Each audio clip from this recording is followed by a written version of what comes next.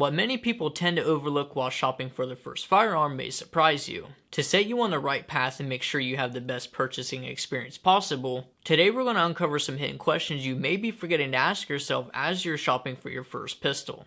Alright, welcome to the channel. If you're new here, my name is Parker, and thanks for tuning in to another Range Rulerz episode. And here I help activate new gun owners to get out and train with their firearms, grow their skills, and rule the range. We are kicking it off with a new series called Getting Started, where I'm going to help you guys who are just getting started with gun ownership and training. Today I'm going to walk you through the buying process of your first handgun and prompt you to ask yourself some things that maybe you didn't think of to ask prior. So the number one thing that you need to ask yourself is, what do I intend on using this gun for? Is it for home defense? Is it for concealed carry? Or maybe it's even to defend yourself during the zombie apocalypse. I mean, hey, who knows, right? Whatever you intend on using this gun for, I want you to be considering this as you make your first purchase. This is important because I don't want you to be stuck with a gun that 3 months later you realize is too big or too small, or maybe it doesn't have some of the features you want, or maybe it's not even your style at all. I remember a while back when I was finally able to buy my first Glock. I did a little bit of research on what I thought I wanted, and I went to my local dealer and picked up my Glock 17 Gen 5.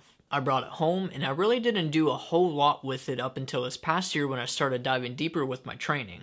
I eventually started using it as my concealed carry, but I very quickly realized it was not a good option due to its bigger size. I bought a couple different holsters for it, I tried a few different things, but it wasn't until recently when I told my wife, I was like, hey, I have to go buy something that's a little bit smaller. So I went out and I bought my Glock 19 Gen 5, and I absolutely love it. I tell you this story from my personal experience, that way you understand why you should think about what you need in a gun, that way you have the best purchasing experience possible.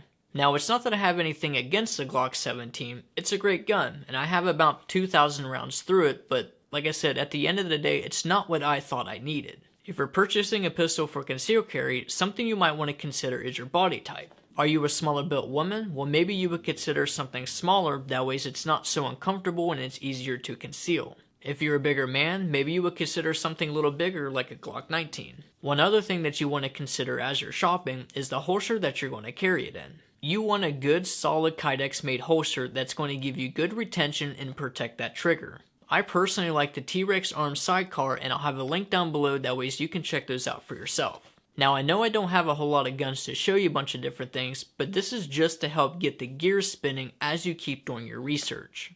If you're someone watching who's still on the fence about buying a handgun, well, I want you to go back and watch a separate video I did on why everyone should consider buying a handgun. So those are some questions that you should ask yourself before you go buying your first handgun, that way you have the best experience possible. If you conceal carry, comment down below what you carry and why you chose it. My name is Parker, make sure you hit the like button, and we will see you guys in the next one.